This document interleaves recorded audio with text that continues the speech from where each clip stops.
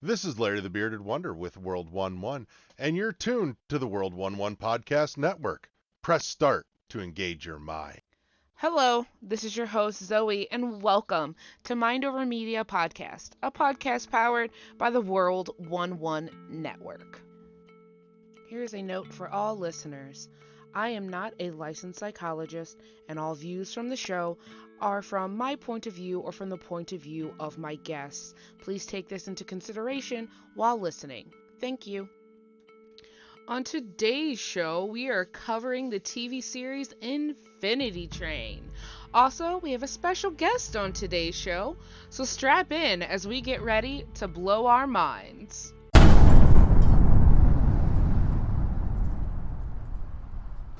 Spoilers. As previously stated, there are spoilers ahead. While we try not to reveal everything about the media we cover, there are spoilers about the content. Keep that in mind as you enjoy today's show.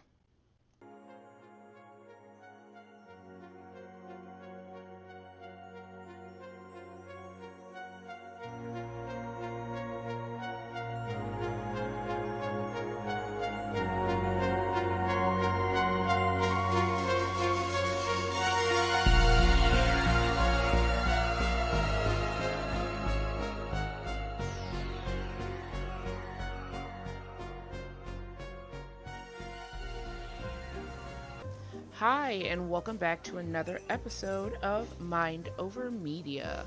I'm your host Zoe, and today we are joined by the creator of the World 1-1 Podcast Network, Larry the Bearded Wonder. Morning.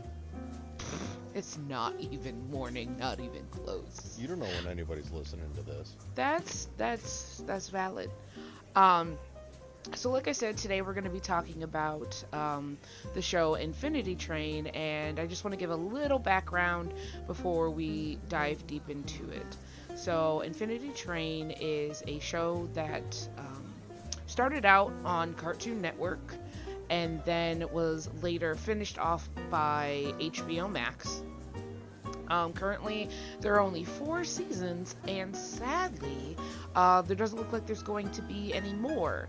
There were supposed to be, I believe, 8 in total. Plus a movie. And we only got the 4, so if you do watch all 4 seasons, you're going to have some questions that aren't going to get answered that were supposed to be. But that's what we have so far. But today we're going to look at how someone might use this show as a mental health resource. So before I give my opinion, Larry, how do you think someone might be able to use this show as a mental health resource?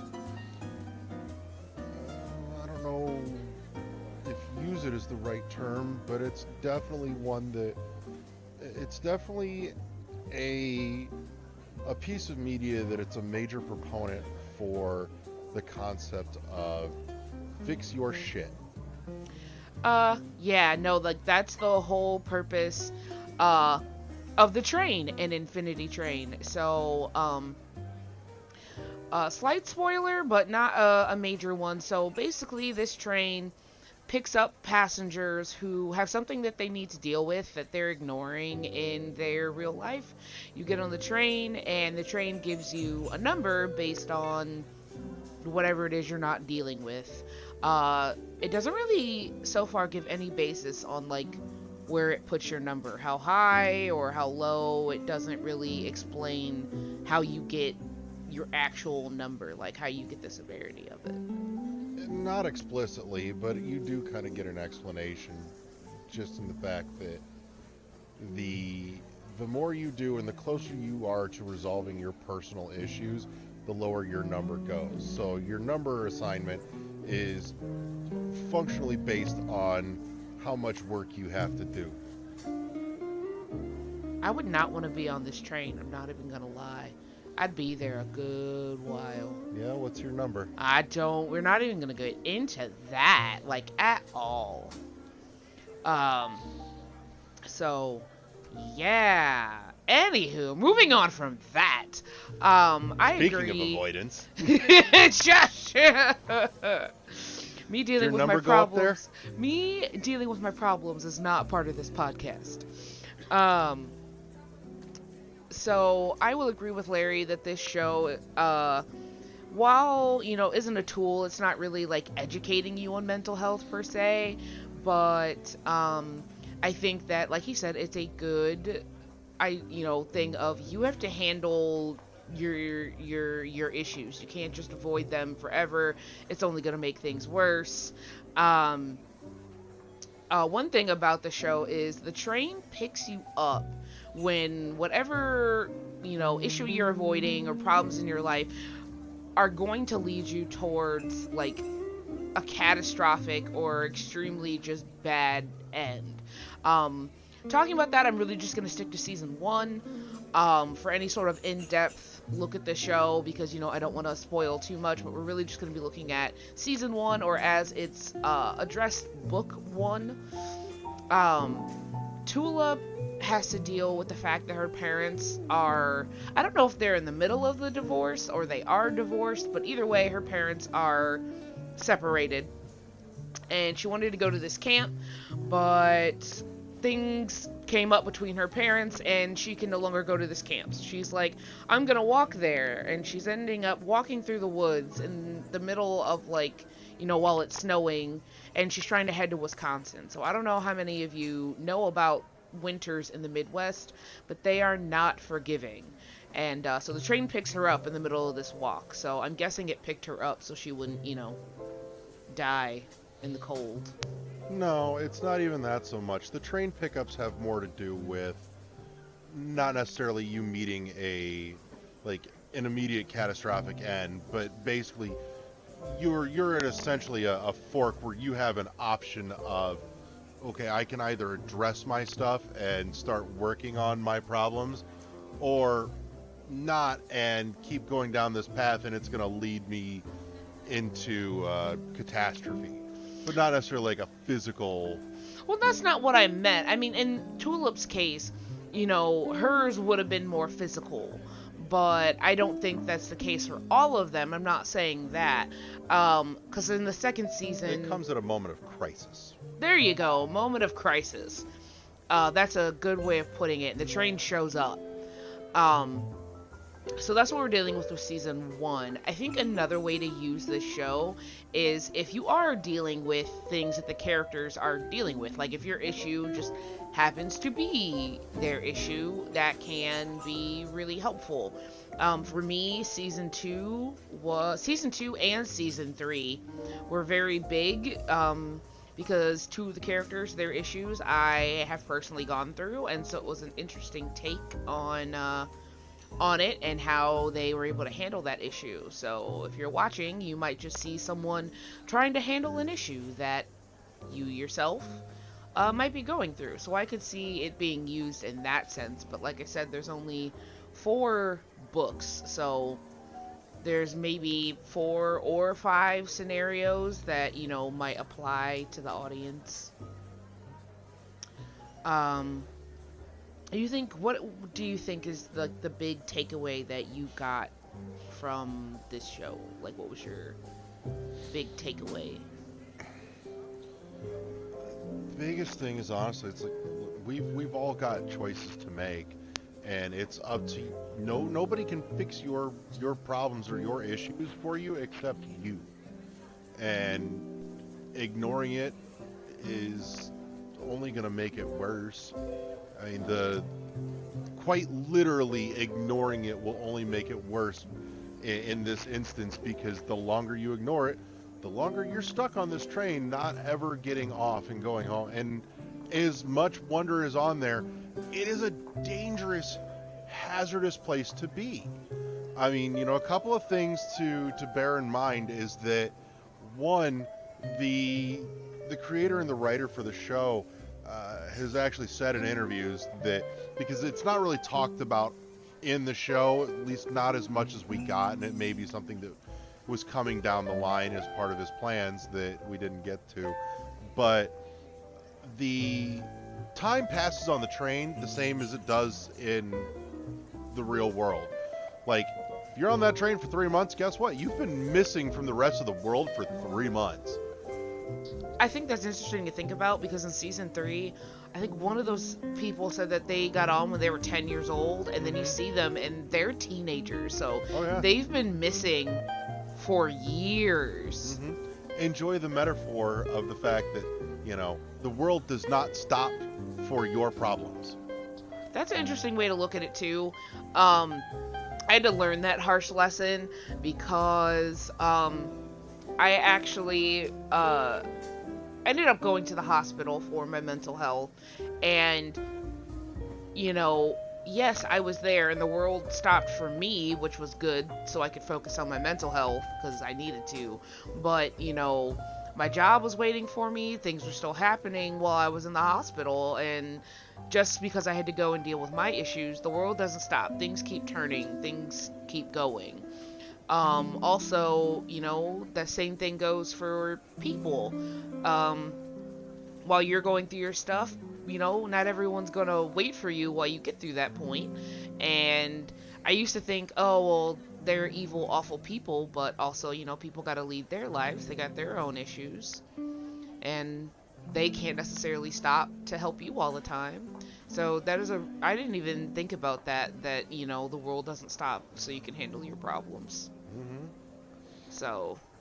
And not only that, too, but, you know, the other thing is that the train is much, you know, in that way that it's linked with reality in this show, in this universe, is that, yeah, it's not the safest place to be either, and the rules are, if you die on the train, that's it. It's not like, you know, you kind of split up, and you can totally, and there's just heaps of ways that you can meet an unfortunate end. Anything from something, you know, drawn out and painful to starvation to falling off a cliff or getting stabbed for doing something stupid and pissing somebody off. Yeah. Quick mention that I did mention that this was on Cartoon Network, but it has very mature themes, which is it wasn't directly stated, but I know the creator was talking about that's why he thought it got pulled from Cartoon Network. Because don't get me wrong, there are other shows on Cartoon Network that go into like mature issues, like, you know, Adventure Time or Steven Universe. But not quite like this show does. So while I do mention that it's a cartoon, I would say especially season 3 would be more suited for, like, I would say at least 10 and up. I wouldn't, you know, I wouldn't even show that to, you know, Larry's daughter and she's 5, just because, you know, one, she takes things very heavily that she watches on TV, but yeah, no, it's just not something I feel like she would grasp. But I feel like the other seasons aren't that bad. 3 got real dark, especially with Tuba. Yeah, 3 got really dark. That was straight up brutal. I also do like that in season 3 and season 4, there were issues going on with the denizens on the train. So just so you have reference, denizens are the people or creatures and things. You got it in season 2 as well, considering season 2 was all about. Yeah, no, season 2. So basically seasons 2 through 4, you get to really see how some of the denizens have their own issues on the train. And, you know, they don't have the number to even tell them if they're on the right track. They just gotta, you know. Now, sometimes, you know, people are, you know, there's things on the train that just have a sole purpose of, like, I'm here to do this thing. Like in season 1 with the mountain dude that came and opened the door for, you know, for Tulip. I don't really think he was there to, you know, he didn't really have any sort of issue to handle. He showed up to do this thing. But there have been a couple of characters that go deeper than just being these things created for the train. And that leads me into a whole other thing that, you know, the train creates these creatures, but, you know, they may not understand what their purpose is. They were created, you know. They don't have a life beyond the train. They can't get off the train. They're just there. Yeah, no, they're trapped, and I mean it says a lot too about, if you want to talk in metaphors, about the people that work in the mental health care system as well. It's like, yeah, you're here to essentially be a tool to help other people, but that system is not designed to look after you. No, not at all. As someone who goes and sees a therapist, like his job is there to help me, you know, and even being a teacher, you know, helping children, there's not really much in the system to make sure teachers are taken care of. There's a whole big thing about, you know, mental health with kids, but, you know, systems say, hey, teachers, make sure you have some self-care, but there's really no, like, system put in place to make sure that happens. But that's not what the system is for either. That's the thing. No, it's not. That's part of what, you know, you see in Infinity Train, is that the train itself, your literal titular character, is the train, but the train, as much as it's a character, is really just a system that is in place to serve a very specific function, and really nothing beyond that. And that's the thing too. And the show makes a point of pointing this out, in that, yeah, it's a system and it's a tool to help, or designed to help, or at least give an opportunity, but it doesn't have any real vested interest in what happens to you one way or the other. Your fate, your destiny, your choices are all in your hands. You have to make that choice. The train doesn't give a shit what you do or don't do. True, because if you die, you die, and it's not like the train... There's no safeties. No. But I think that's interesting to even look at, because... Well, no one got, like, thrown on the train. They all had to walk through a door. Yeah. So it's not like the train forced you to get on. Mm-hmm. It's just presented to you. And I think even that is something to dig into, about how, you know, hey, here's a tool, it's presented. Now, you have no idea that the train is there for that, but it's like, hey, I'm presenting this to you. Are you going to get on or not? And in a way, the train is trying to help you, but I wouldn't say the train tries to help you in the most conventional way. In my head, it's like, it'd be like if I checked myself into the hospital, and then the doctors are just like, yeah, figure your shit out. And I'm like, wait, what shit? Where do I start? What do I do? Now, the thing is, you find out in season 4 that it wasn't always like that. Because they got on the train and someone told them, like, Yeah. this is why you're here. But then something happens and you understand why that's not like that anymore. Yeah. But, let's just say there were some unplanned changes in administration. Yeah. So, you know, when you see because season 4 is a prequel to the, you know, 3 previous seasons, and so, you know, people are getting on the train. They have a video thing that's there to, like, or is that after things get put back? I can't remember, but there is a part where, like, people are getting on the train and there's a video that says, you're here for, you know, here's what you need to do. And I think that... No, season 4 takes place before the other 3 seasons. You get a glimpse at... No, you're right. I think it was after. It was after he got put back. And Yeah. then the way the train was run was a little different. Right, and it was supposed to be more akin to what it was before everything got upended. Yeah. But also trying to make some positive changes to the system as well, so that it's not so ambivalent and unforgiving. Right, because, you know, you want people to get better. It doesn't help if you do that in a passive sense. You know, you're picking up these people, you know, give them an idea of, you know, I get not telling them what their issues are. They have to, like, because most people, and actually I won't say most people, but I feel like, you know, some people have an idea what their issues are, but, you know, much like me earlier in this conversation, they avoid talking about their issues. And this train makes you dig deep. This also makes me think about another show that we were watching with Lucifer, which is an episode I already covered, with going to hell and figuring out your guilt. It doesn't tell you.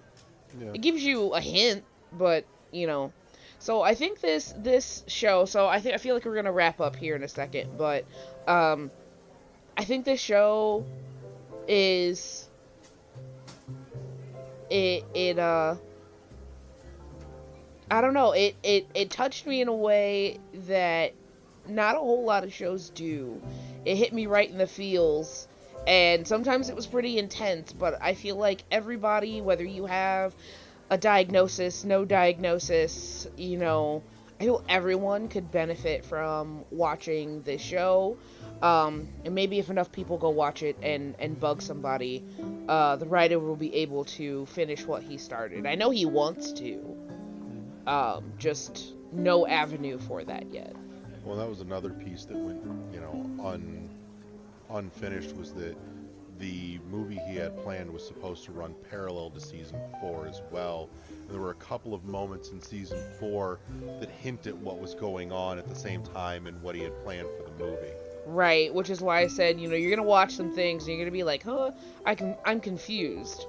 So if you're watching season 4, think back really hard about season 1, and you can kind of put some of the pieces together once you find out some things. But yeah, no, there was supposed to be a movie that definitely went and explained that more in depth, but as of right now, we don't have that. But yeah, no, so my recommendation is, definitely go watch the show. I think you'll have a good time. It's an easy watch. Each season is 10 episodes? And they're about 11 minutes each. Whole season's about less than an hour and a half. Mm-hmm. I remember when season 4 finally got put up, we binge watched it in one night. And it's really easy to do.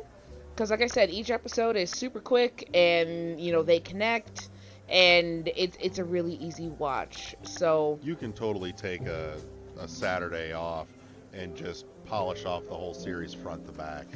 Agreed. I think that would be super, super easy to do. But like I said, we're gonna wrap this up. And as always, this was Mind Over Media, and I want to say thank you to Larry for being here with us this evening. And remember to protect your peace. I'll see you next time.